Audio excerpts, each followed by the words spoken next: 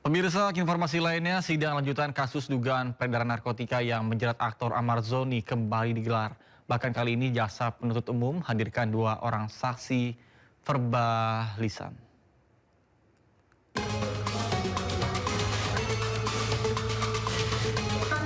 Sidang lanjutan kasus dugaan peredaran narkotika dengan terdakwa aktor Ahmad Zoni kembali digelar di Pengadilan Negeri Jakarta Pusat.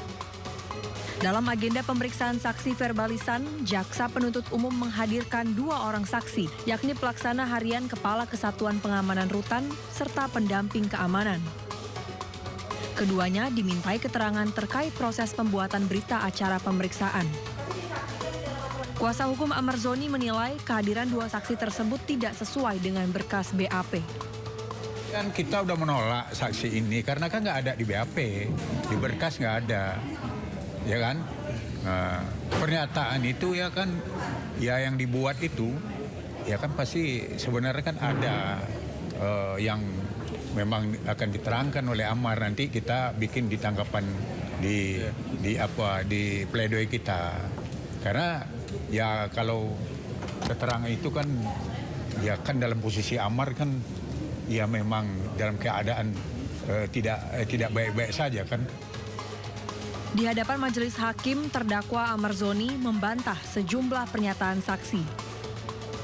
Ia mengaku mengalami pemukulan saat proses pemeriksaan dan dimintai uang sebesar 300 juta rupiah oleh oknum dari Polsek Cempaka Putih.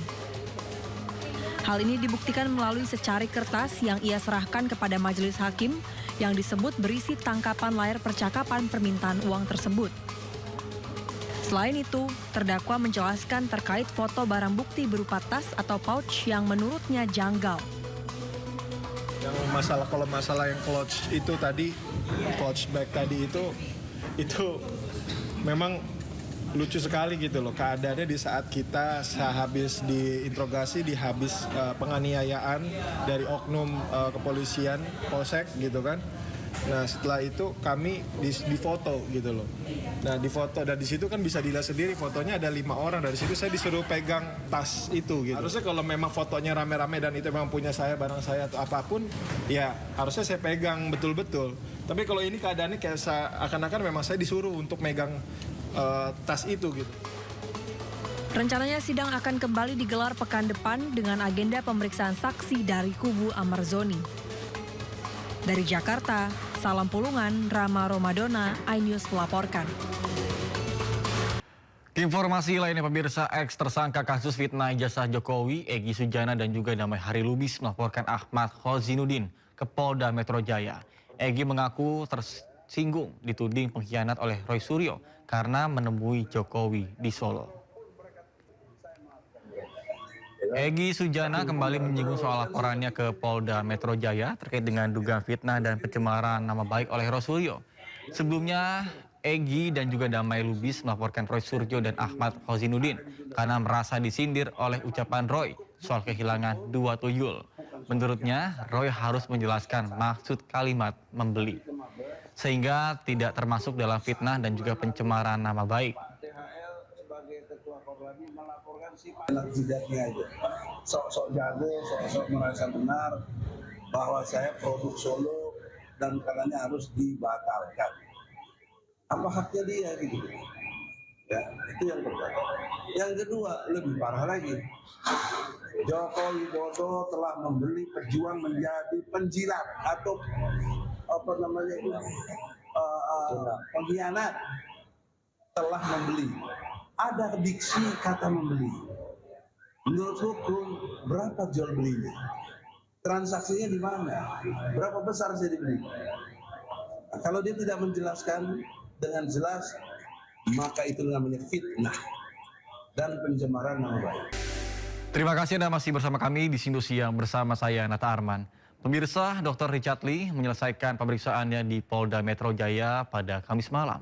Proses pemeriksaan Richard Lee menghabiskan waktu hingga 12 jam.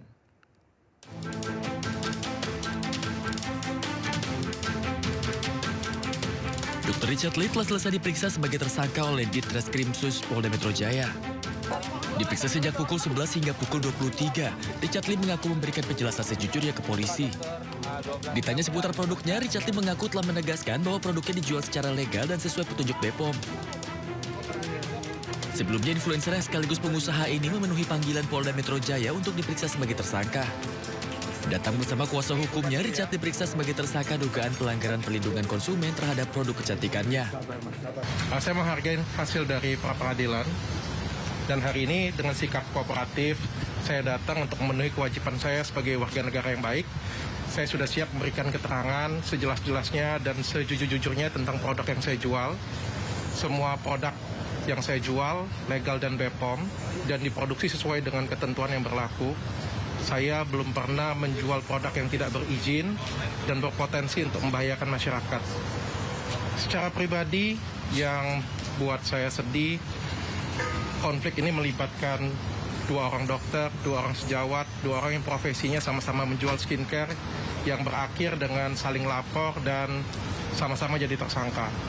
Secara pribadi, saya jujur, saya sedih dan malu akan hal itu. Richard Lee mengaku sedih dan prihatin karena kasus ini melibatkan sesama dokter yang sering lapor dan sama-sama menjadi tersangka. Dari Jakarta, Tim Liputan, iNews melaporkan. Sebelumnya, hakim menolak gugatan pra-peradilan Dr. Richard Lee. Akibatnya, Richard Lee tetap berstatus sebagai tersangka kasus dugaan pelanggaran perlindungan hak konsumen.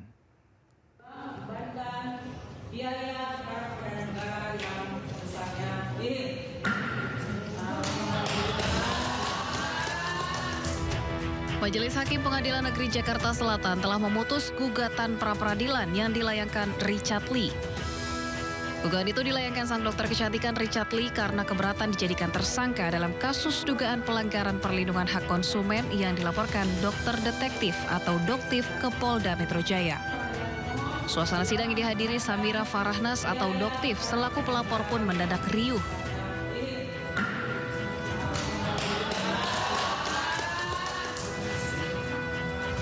Di depan ruang sidang, Doktif melakukan sujud syukur usai gugatan Richard Lee ditolak.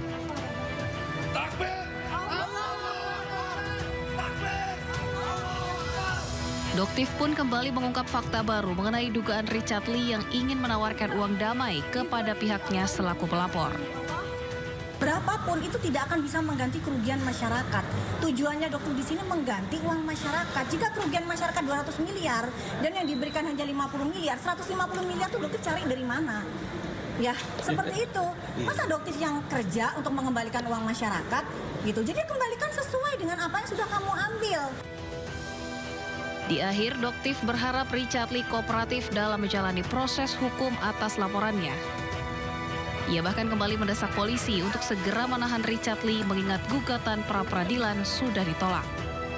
Tim Liputan iNews melaporkan.